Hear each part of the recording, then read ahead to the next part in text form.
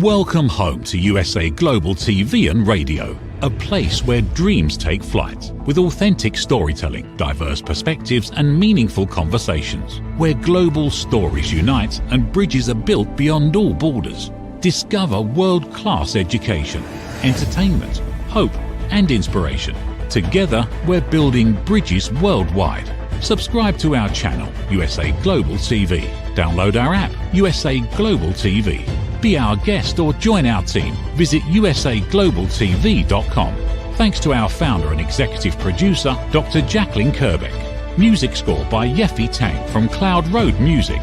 Voiceover artist Mike Porter. Creative direction by Paul Garcia. USA Global TV and Radio. Your home for global connection. All rights reserved. This video and its contents are the exclusive property of USA Global TV and Radio. Unauthorized use, duplication or redistribution in any form is strictly prohibited.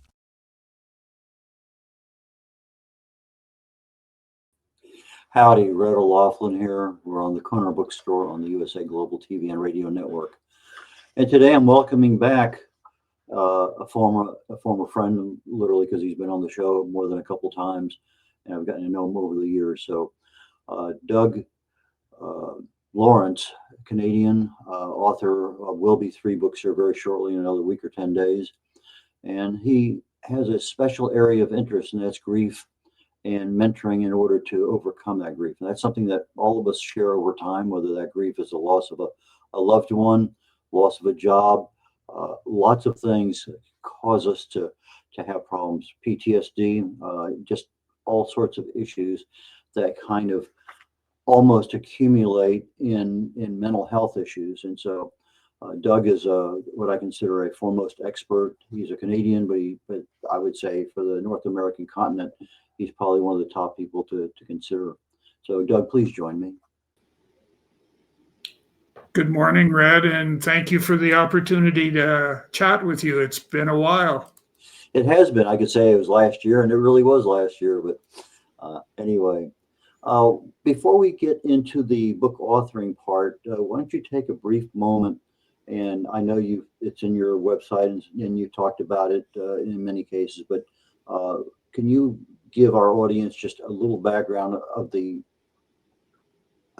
I guess it's the experience, not really that, but about your wife and why this has become such a major focal point for you in your life, because I think that's important to set the stage right for everything today. Yeah, thank you. It definitely it's definitely been the inspiration, the motivation that I've needed in order to get to where I am today. But I was Royal Canadian. I'm a retired Royal Canadian Mounted Police officer, and we were stationed or posted in northern British Columbia, which is where I met Deborah, my wife, and we spent quite a bit of time. And she actually became, unbeknownst to her, she became my support structure that I needed to deal with the trauma that I was experiencing as a result of my law enforcement experience. And her plus my 2 children were very instrumental in helping me get back on track.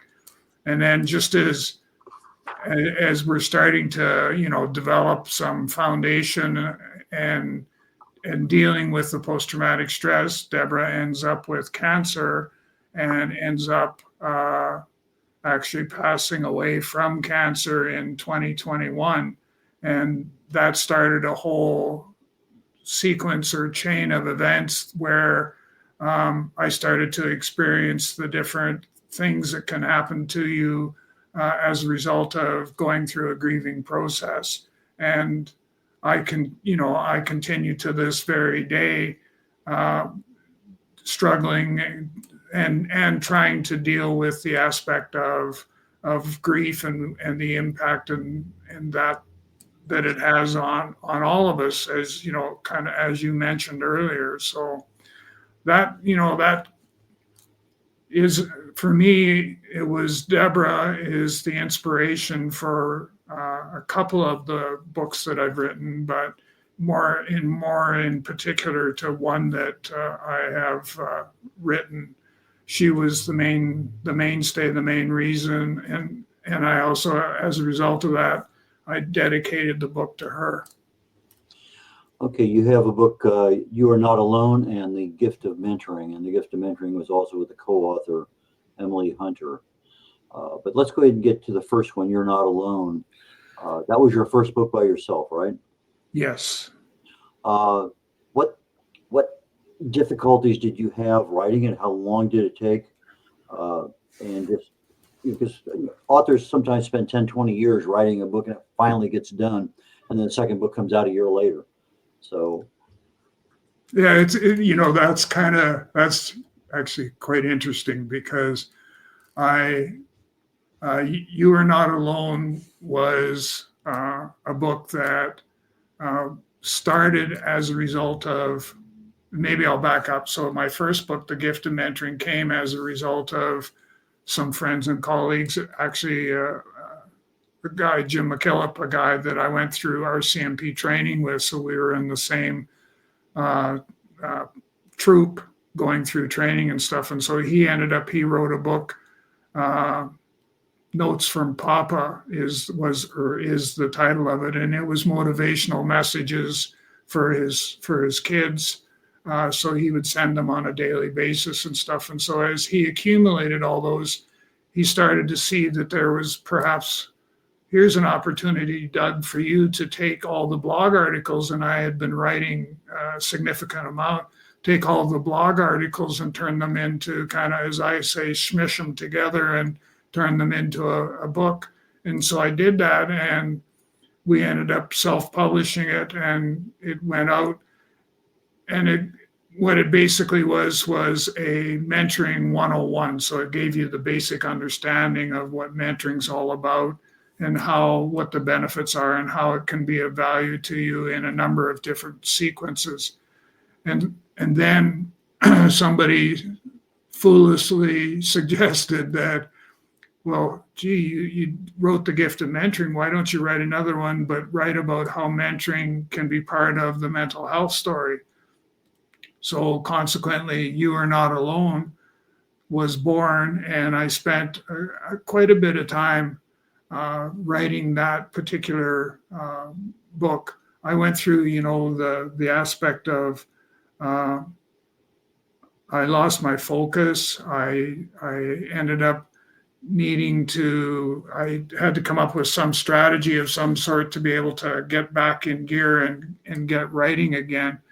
And for the most part, it was setting or making sure that I set aside X amount of time every day that was my writing time. And whether I had an inspiration or not, I still sat in front of the computer and attempted to write. And if I couldn't, then I tried to do something that would help generate the motivation and stuff that I needed in order to be able to go ahead. That book went out, and it became a Amazon #1 bestseller. It became, it was a recipient of the Going Global Book Awards. It got the bronze, and it was recognized, international bestseller. Writer's block is something I believe almost all of us have. Yeah. What did you find something that was more successful than something else enable you to continue writing? Well, I did two things. The first I've sort of touched on, which was setting aside or creating that block of time every day on a daily basis. But what I also did was, and I don't necessarily say this is, a person can work this however they want, but what I did was I actually went away and I did I did my own personal book retreat, where I went away for about a week to do some writing, and away from, the disruptions, away from, it was a lot more difficult to break or to have to figure out what am I going to do, what am I going to eat, and stuff like that. Because I ended up where I went and did my book retreat it was the first posting, it was in Invermere, British Columbia. It was the first posting Deborah and I had as a married couple. In fact, the place that we lived in, the little basement suite that we rented from one of the local people, was still there.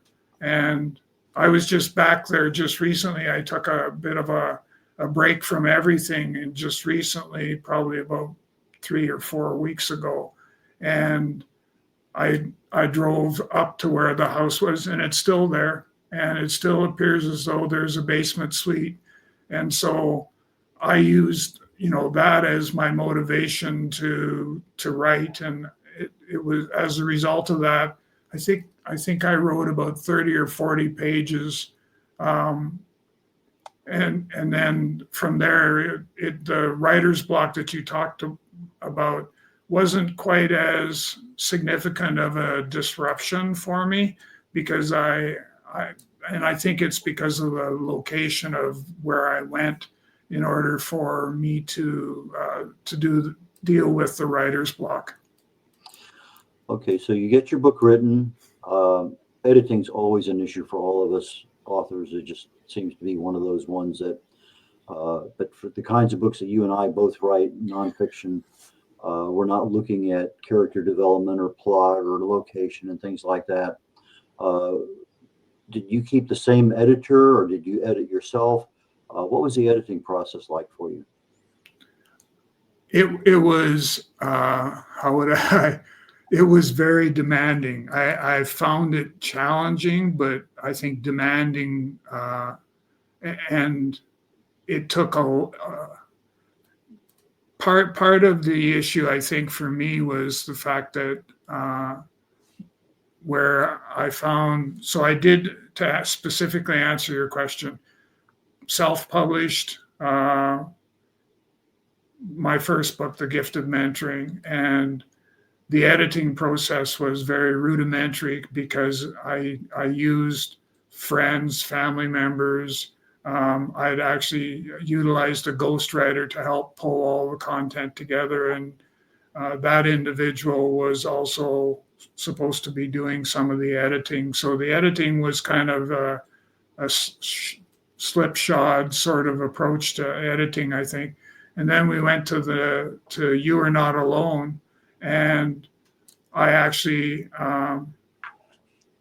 quasi self-published, but I actually was working with a publisher who basically worked our way through a lot of the challenges and stuff like that. And the editing and that, I did some of it myself, and I utilized the publisher.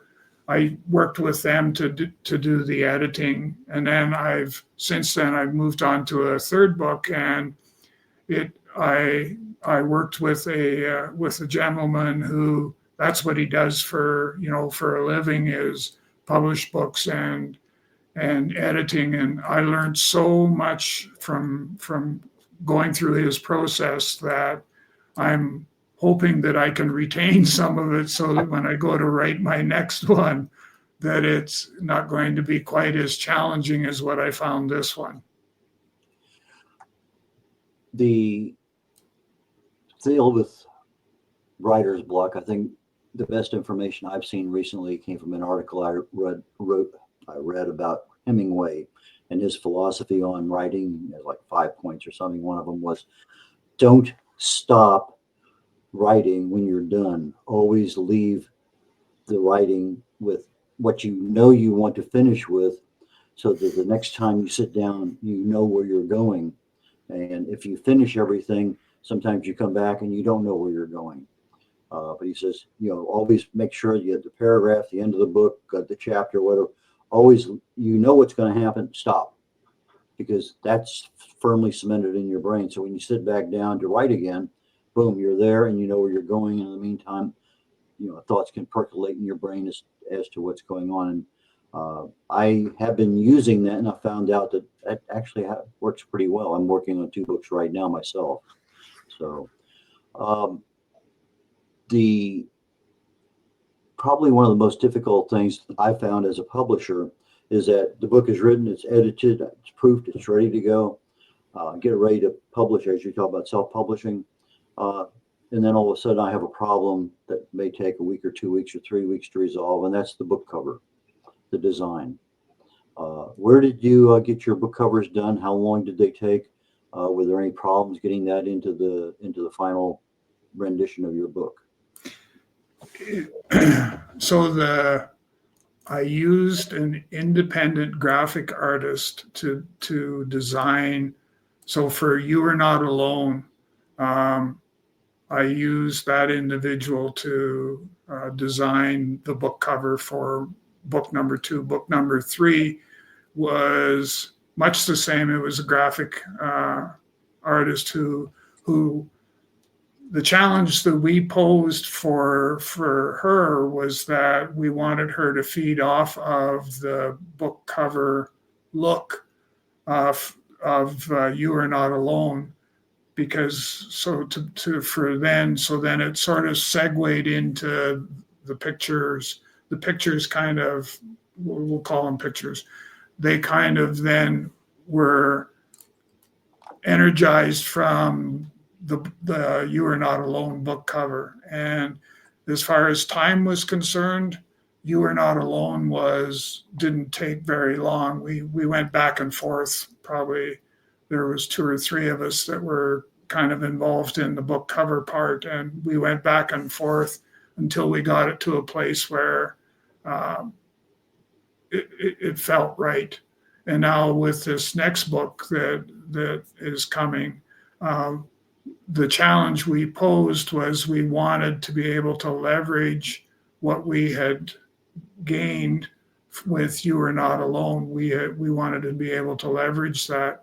And I was absolutely blown away by the work that was done by the graphic artist in almost perfectly linking the 2 books from the cover design, linking the 2 books together. Like it was absolutely amazing what the end result was. And I know that our reading audience is going to be blown away as well, especially if they've had a chance to look at the book cover for You Are Not Alone, and now they see what the next one is going to look like.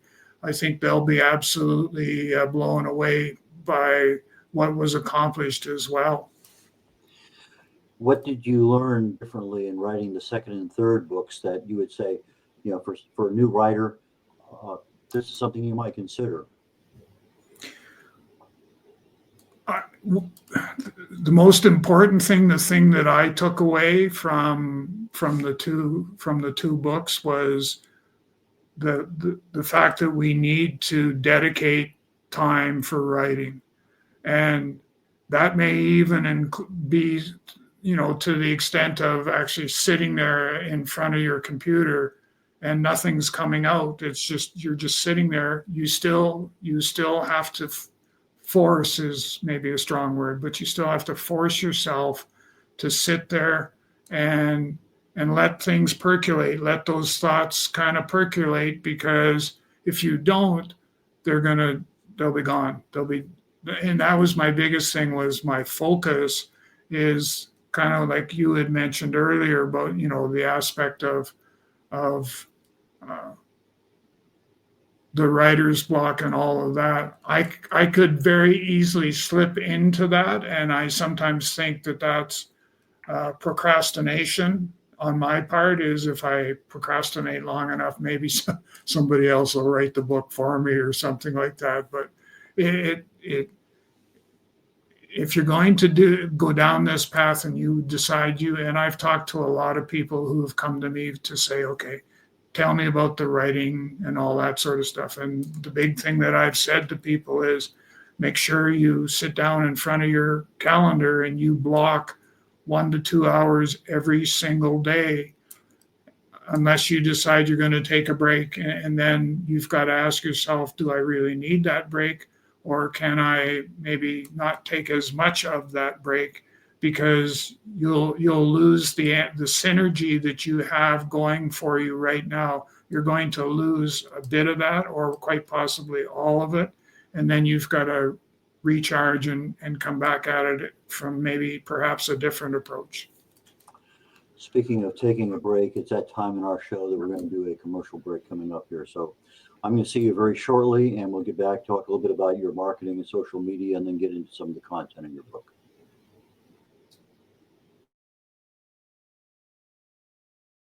My name is Dr. Felix Kravitz, and I am the founder of cybersecurityeasy.com, LLC. We live in a world full of vulnerabilities and cyber risks. We spend almost 4.5 hours a day on our mobile phones. It's over 7 hours of screen time daily when including computer use. We often forget that this convenience comes with risks. Published data predicts that the cost of cybercrime will exceed $10.5 trillion in 2025. These numbers encompass not only businesses, but also each one of us, including our children and our parents. In 2023, the FBI reported over $3.4 billion lost by seniors aged 60 and older. Cybersecurityeasy.com LLC's initiative is to massively support the community by providing cyber safety coaching and improving social engineering awareness. Our goal is to make social engineering concepts of cybersecurity easier to understand. We work with business teams, seniors, and educational institutions, both individually and in groups. We cover various topics from phone phishing attacks to AI-generated voice cloning, robocalls, password protection, and more using life examples. Talk to us today. Call us at 847-845-9360 or email us at info@cybersecurityeasy.com.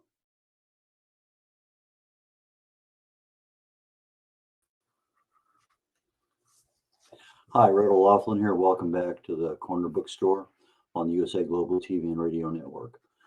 Today, my guest is best-selling author Doug Lawrence. Doug, please join me back here up on stage. Hello again, Red. How are you doing? Excellent as always. Good. The main thing that most of us have as authors is we write. We don't know how to format the book for publishing. We get that done. We don't know how to edit as well. We farm that out. And then all of a sudden the book is there. It's on Amazon. It's on other places. And one of the biggest deficiencies we have is marketing.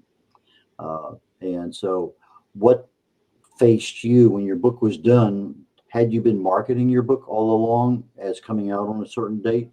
Or was this, oh, now I got to market my book?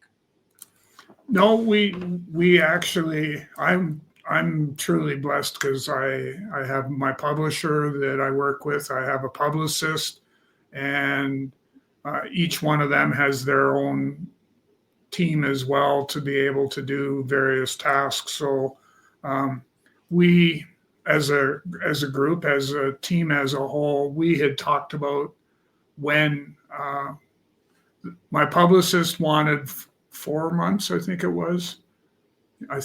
We had to have the book ready to go to market, but and have it ready to go to market within this 4-month window, because he needed the book at that particular time point. He needed the book in order for him to be able to work his magic and create marketing opportunities.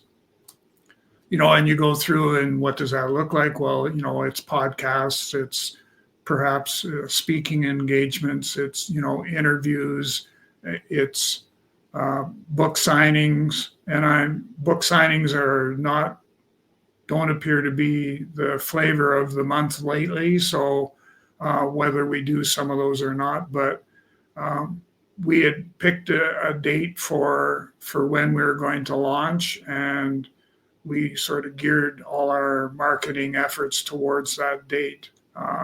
And then once we hit that date, then we tried to continue whatever the momentum is or was that we had at that particular time point.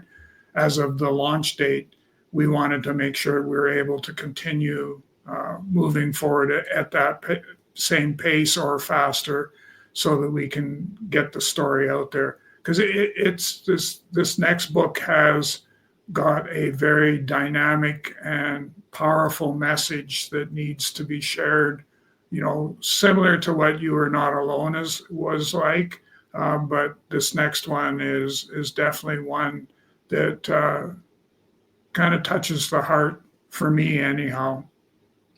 You mentioned that you were at a funeral recently, and one of the questions that was nagging at you as you were leaving was, now what? And I think that's kind of a good way to segue into some of the content of what you specialize in. And that's grief and mentoring and things. So why don't we talk a little bit about what is mentoring? I think that's it's a wide open thing. Well, mentoring. But from a grief perspective, it's a slightly different use of the word mentoring, even though it's the same process.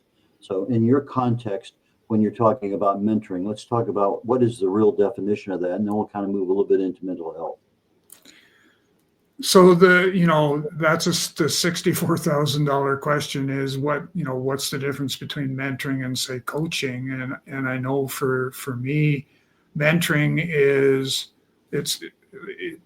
the definition that we utilize for that is a two-way trusted relationship where both the mentor and the mentee learn and grow together on a personal and professional basis. And so there's some key things there that people need to, when we talk about mentoring it's trust, it's a long-term relationship or the potential for a long-term relationship, it's personal growth, and personal growth can mean self-esteem, self-worth, self-doubts, all of the selves, as I call them, that's definitely in there. And then there's also the professional growth. So, and typically that's where kind of the stigmatism is for mentoring is that, well, it's about career development and stuff like that. And that's why you probably noticed that when I gave the definition, it was a two-way trusted relationship where both the mentor and mentee learn and grow together on a personal and professional basis. So it's both. And which from there we then, take a look at how do we get to where we are today. And a lot of the elements of a solid mentoring relationship are contained within or are part of the support structure for mental health. And so I use a lot of mentoring process, a lot of mentoring characteristics, for lack of a better choice of words. I use different characteristics for dealing with somebody who has post-traumatic stress or somebody that is going through the grieving process because of the loss of a loved one. But when I'm looking at a coaching opportunity, I have trust in that person who's mentoring me. But in the context that you're talking about, trust is really a much more inclusive, because you're really talking about some personally emotional issues that are going on that many people don't want to share that level of emotion with others. So when you're talking about the kind of mentoring, at least that's my interpretation of what you're telling me, that level far exceeds that of a coach.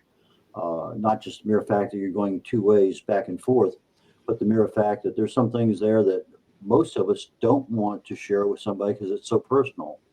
And so when you look at grief, and that usually it hits us now, if my 96-year-old great grandmother is passing away and she's been sick for 10 years, I kind of expect it, but if all of a sudden my 47-year-old daughter, was killed in a car wreck on the way home, that's a totally different aspect because it happened so quickly.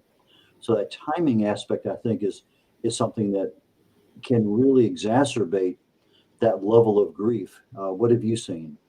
Yeah, pretty well much the same as what you've described is that, where you have that 90 some odd year old grandmother or mother for that matter, the expectation is, especially if there's been health issues, the expectation is that, we're going to have a death in the family at some stage, and we just need to be prepared for it. Versus, kind of what I went through with my wife, Deborah, was, she was in her early 60s. very early 60s, and you don't, that wasn't in the playbook whatsoever as to this was how our life was going to evolve. We still had lots of living to do, and we still had lots of places and people that we wanted to go and see and interact with, and those had been stolen away from us. And so it's a matter of how do I go through and deal with that, and kind of coming back to what you had mentioned with regards to the funeral that I went to, and then the now what piece that jumped out at me when I was there at the funeral, because what I was seeing was the people at the funeral home did an absolutely fabulous job. Like, it's one of the better ones I've been to, where they knew to be in the right spot at the right time. They knew the right things to say and do, all of that. But then I asked myself, so when everybody goes home, now what? And that's the part of grief and mentoring, is that I see mentoring being part of the warm handoff from where we are to where we would like to be. And there's nothing in between to be able for us to lean on. So the mentor can fill that gap.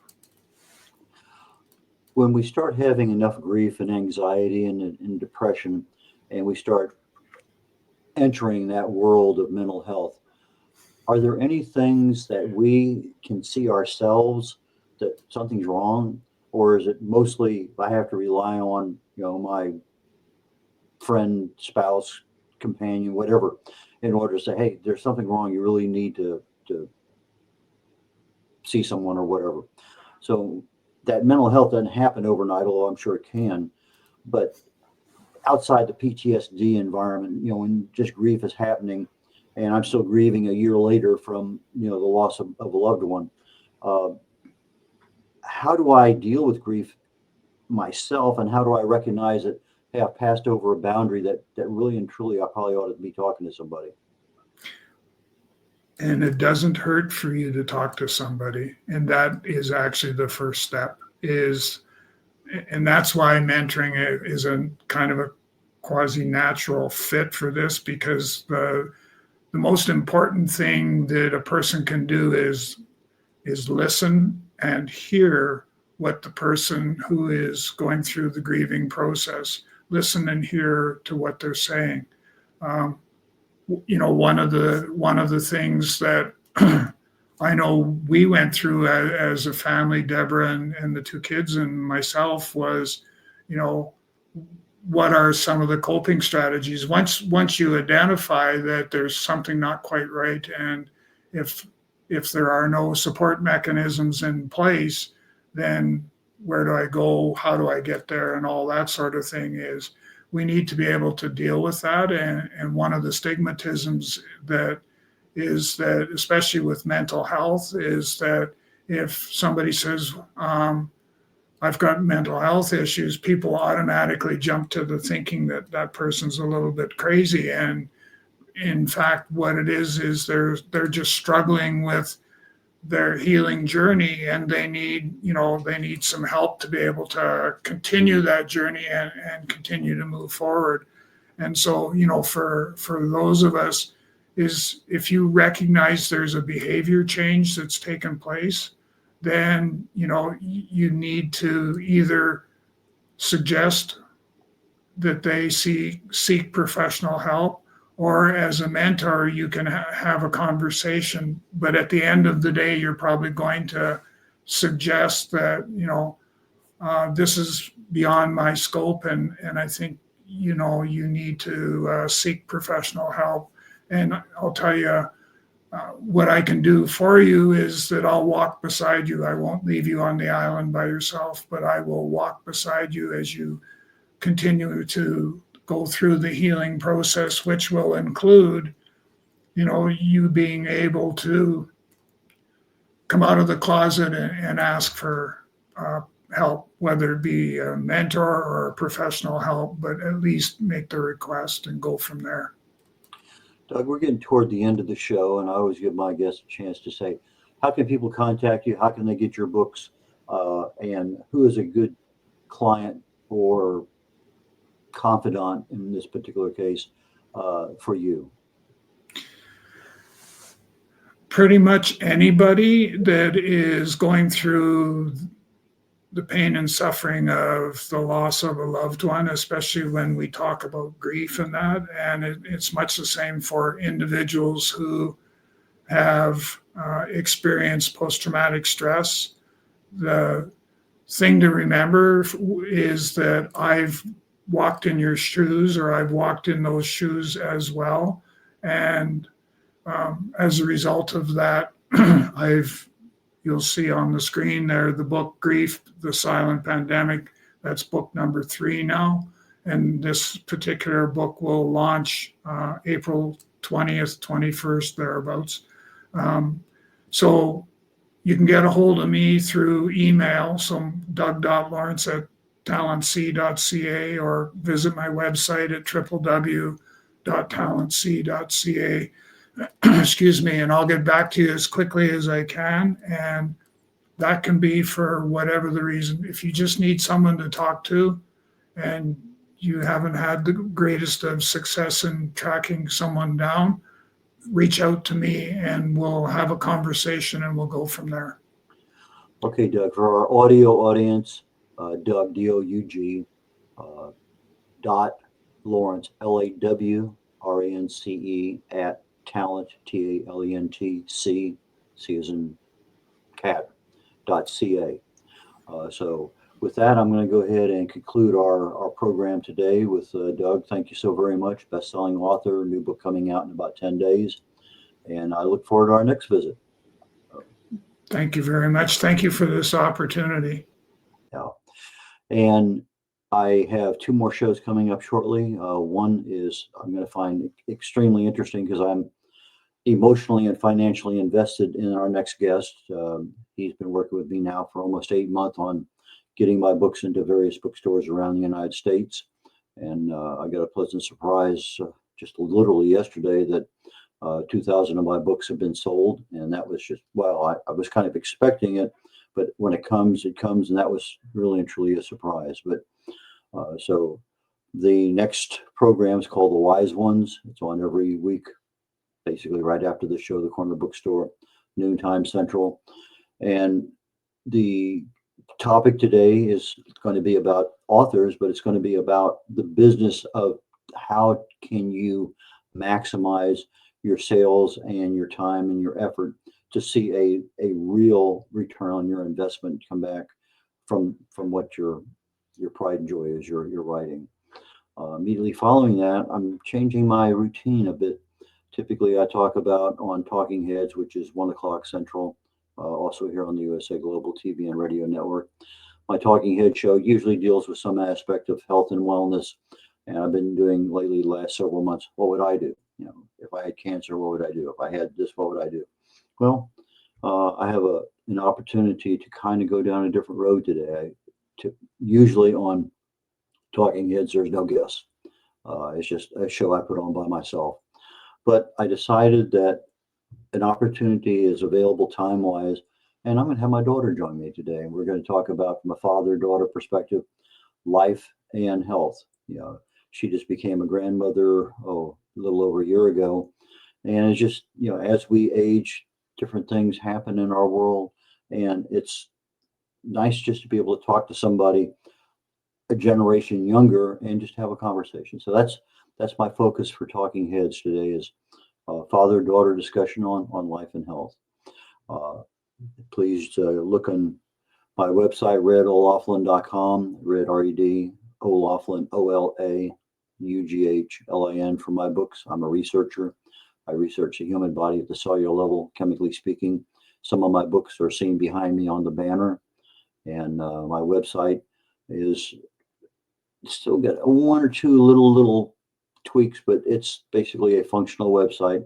A lot of good information there with regard to me, my availability, and with regard to my book. So with that being said, please join me on The Wise Ones. And if you don't have a chance, we can be found on YouTube, on USA Global, TV, and just go there to the archive and pick out any one that you want. So with that, take care. Bye, y'all. What if one simple skill could change the way you connect with the world? What if listening could open doors to deeper relationships, stronger businesses, and a better you? Dr. Jacalyn Kerbeck, the Listening Mentor, brings you USA Global TV and Radio, a space where voices are heard, ideas are shared, and global communities thrive. Through the elevated listeners' courses and books, you'll master the power of listening, set boundaries with confidence, and transform conversations into opportunities. Join us. Listen, learn, elevate. Whether you're a leader, a coach, a business owner, or someone seeking stronger connections, your journey starts today. Subscribe, learn, and transform today. Thank you, viewers and listeners of USA Global TV and Radio, for joining us today. We're honored to have your time and attention as part of our global community. At USA Global TV and Radio, we believe in the power of authentic conversations, meaningful connections, and creating a world of possibilities together. Want to be part of something bigger? Join our team of elevated listeners at usaglobaltv.com, a space where your voice matters and your ability to listen transforms relationships. Stay connected with us across all our platforms for thought-provoking discussions, expert insights, and empowering stories. Subscribe to our channels at youtube.com/c/USA Global TV. Follow us on social media and explore the endless opportunities we're creating for growth, learning, and inspiration. Together, we're not just broadcasting, we're building bridges and changing lives one conversation at a time. For inquiries, contact us at info@usaglobaltv.com. Music by Johnny Dyes. Produced by Executive Producer and Director Dr. Jacalyn Kerbeck. Voiceover by Mike Porter. Creative Direction by Paul Garcia. All rights reserved. Copyright 2025. Visit usaglobaltv.com to view our full terms and conditions.